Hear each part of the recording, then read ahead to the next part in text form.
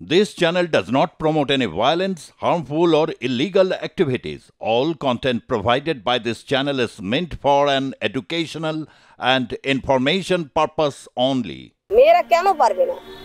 মেয়েরা সবকিছুই এখন করে, মেয়েরা সবকিছুতে এগিয়ে আছে, কিন্তু এগোতে দিচ্ছে কোথায়? মুখে অ্যাসিড বাল্ব মারবো, তোদের তিলকতমা করা বের করে দেবো। তিলকতমা টোটোস্টান করবি, সব বের করে দেবো। তিলকতমার মতন অবস্থা তোদেরই করে দেবো। তোদের এই কুলতি নিয়ে ঘরে থাকবি।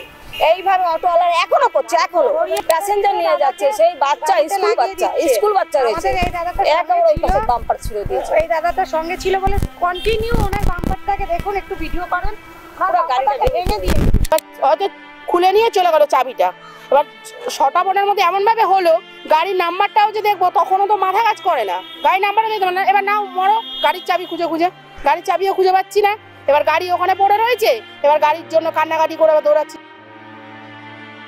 আরজি করের ঘটনার পর কর্মক্ষেত্রে মহিলাদের নিরাপত্তার বিষয়টি বর্তমানে জোরালো হয়েছে। মানুষের মধ্যে সচেতনতা বাড়ছে, মহিলাদের আলাদা করে দেখার নিয়ম ভাঙছে। কিন্তু সর্বত্র এই পরিবর্তন কি লক্ষ্য করা যাচ্ছে?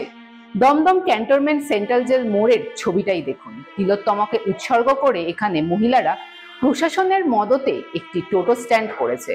তাদের মধ্যে তিলোত্তমা বেঁচে থাকবে এটাই আশা। আমরা যেটা মানে নিজেদের মধ্যে ভাবলাম যে তিলকতমা সবাই তো করছে সবকিছু, আমরাও তো একটা মেয়ে, আমরাও তো বিচার চাই। আমরাও তো সবার মানে আমরা যতগুলো মেয়ে আছি সবাই গাড়ি চালাই, সবারই তো একটা সুরক্ষাটা চাই।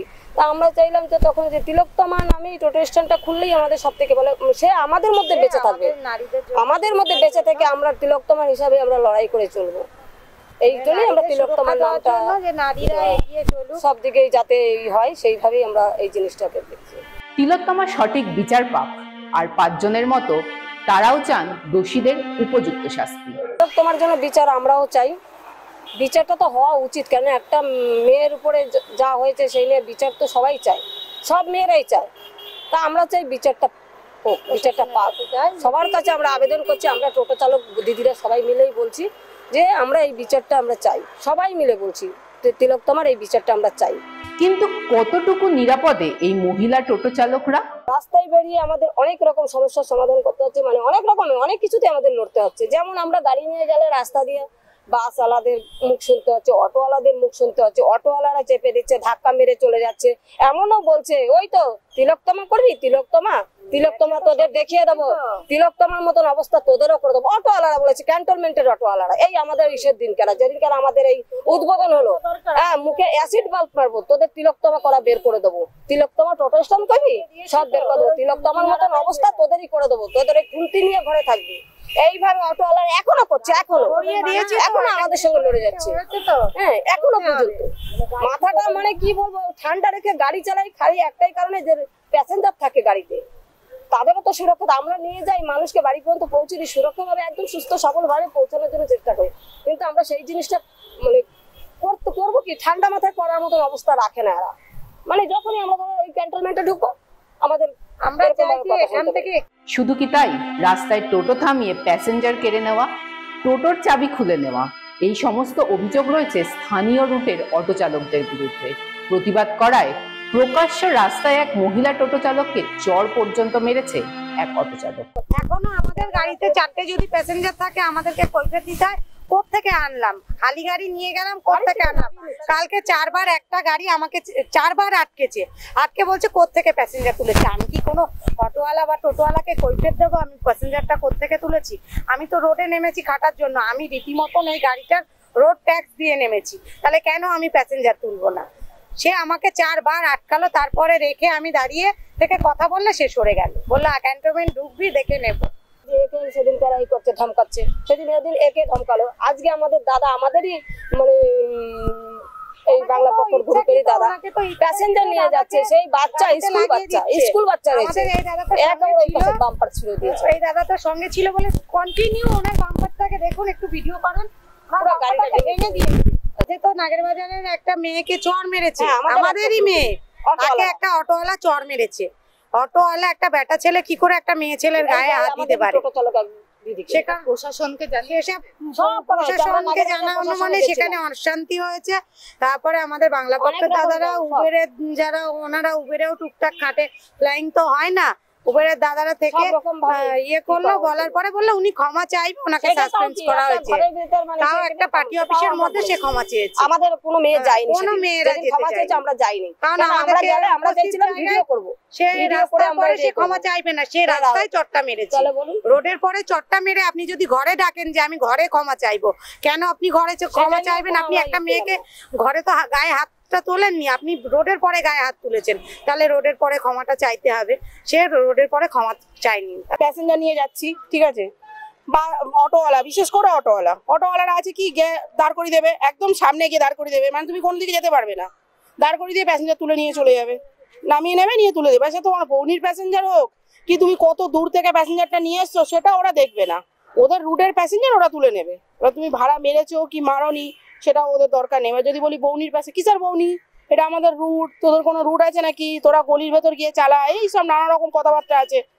তারপর আমার সাথে তো মানে আমি তো প্রচন্ড মানে মুখোরা বলতে গেলে, আমি একদম ঝটাপট উত্তর দিয়ে দিই।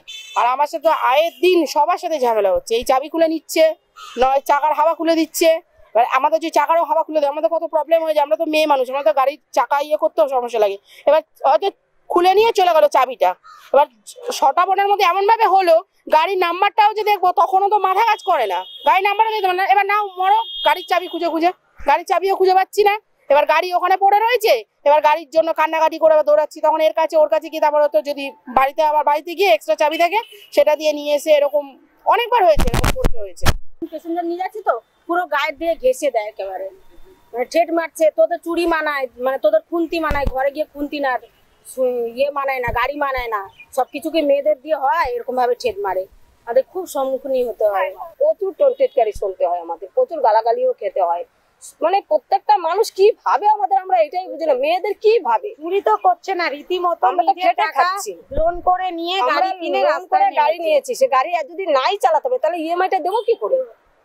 প্রত্যেকটা মেয়েরই গাড়ি, আমাদের নিজের গাড়ি ক্যাশ পয়সা আমরা কেউ নিতে পারি না এতগুলো টাকা দিয়ে, তাহলে আমরা সেই ইএমআই গুলো দেবো কি করে যদি গাড়ি না চালাতে পারি? আর এই যে এই জায়গাটা আমাদের পৌরসভা দিয়েছে ঠিকই, কিন্তু এইখান থেকে সেরকম ভাবে আমাদের মাথা পিছু 12টা মেয়ের গাড়ি আছে, তাতেই এদের তবুও তারা চলতে আপনি দেবে না। জানেন না এইখানে ঘোড়াবাজারে, আপনাকে আমি বলবো ঘোড়াবাজারে আমাদের ক্যান্টনমেন্ট আছে, অনেকগুলো স্ট্যান্ড তৈরি করে বসে আছে চারিদিকে, ছেলেদের সব ছেলেদের হ্যাঁ, বাদামতলা থেকে শুরু করে ক্যান্টনমেন্ট স্টেশন থেকে, ওখান থেকে আমাদের বলে না এখানে হবে না, ওখান থেকে প্যাসেঞ্জার তুলে বকা দেয়, আমাদের স্টার আছে তুলবি না এখানে, ঠিক আছে।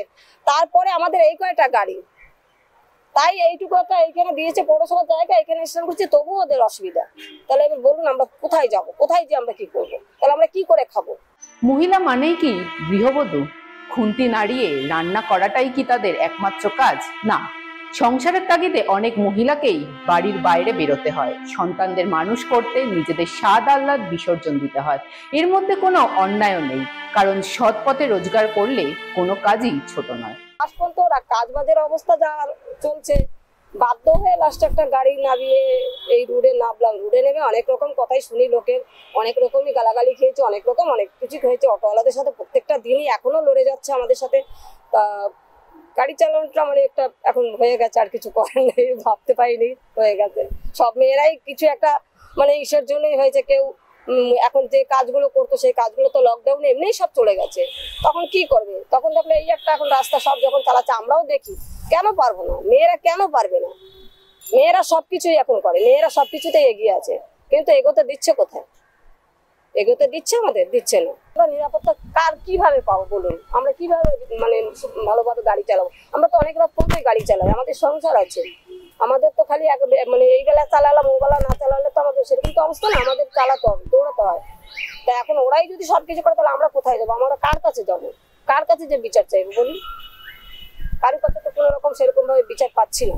আমাদের প্রশাসনের কাছে দাবি যে আমাদের মেয়েদের প্রতি এত নির্যাতন হচ্ছে, একটু চোখ তুলে দেখুক যে কটা মেয়ে খেটে খাচ্ছে, তাদের আমরা আশ্বাস দিই, আমরা তাদেরকে দেখি, তাদের একটা ভালো পজিশন দিই, যাতে তারা পেটের ভাতটা রোজগার করে খেতে পারে। তারা তো চুরি করছে না, বদমাইশি করছে না, নোংরাম পথ বেছে নিচ্ছে না, তারা রীতিমতন মাথার ঘাম পায়ে ফেলে তারা পেটের ভাত করে খাচ্ছে। তো আমাদের প্রশাসনের কাছে একটাই দাবি, আমাদের একটা সুন্দর জায়গা দিক, যাতে আমরা খেতে পারি সব মেয়েরা। আমরা 10টা 12টা মেয়ে, আমাদের খুব বেশি মেয়েও নয়, তো আমাদের এটাই দাবি রইল যে একটু সুন্দর জায়গা দিলে আমরা পেটের ভাতটা করে খেতে আমরা পারি। এটা এখানে সবার আমরা কাছে আমরা আবেদন করছি, দুজন সবার একজন কাছে। ছাড়া আমরা পৌরসভার পাচ্ছি কাছেও না। আবেদন করছি, প্রশাসনের কাছে আবেদন করছি, আমাদের মুখ্যমন্ত্রীর কাছে আবেদন করছি, সবার কাছে আমরা বলছি যে আমাদের একটা জায়গা দিক, ভালো জায়গা একটা স্টার্ট দিলে আমরা একটু করে খেতে সবাইকেই পারবো। বলা হচ্ছে যে আমাদের একটু না দিদি যদি এইটুকু আমাদের একটু দেখেন বা আমাদের কেউ যদি আমাদের এইটুকু সাহায্য করেন তার প্রতি আমরা খুব কৃতজ্ঞ থাকবো, সবাই তাদের দেখুক। ধন্যবাদ জানাই। তাহলে আমরা আমরা যে খেটে খাচ্ছি, আমাদের যে খেটে খাওয়ার জায়গাটা একটু ভালোভাবে জায়গাটা একটু দেখ। এই জায়গাটা দিয়েছে দিদি, আপনি দেখুন এখানে সারাদিন দাঁড়িয়ে থাকলে কটা প্যাসেঞ্জার আছে খালি দেখুন। পৌরসভা তবুও দিয়েছে, আমাদের চেয়ারম্যান তবুও দিয়েছে। এখন বাস ছেড়েছে মেয়েদের, টোটালি মেয়েদের, আমরা খুব খুশি।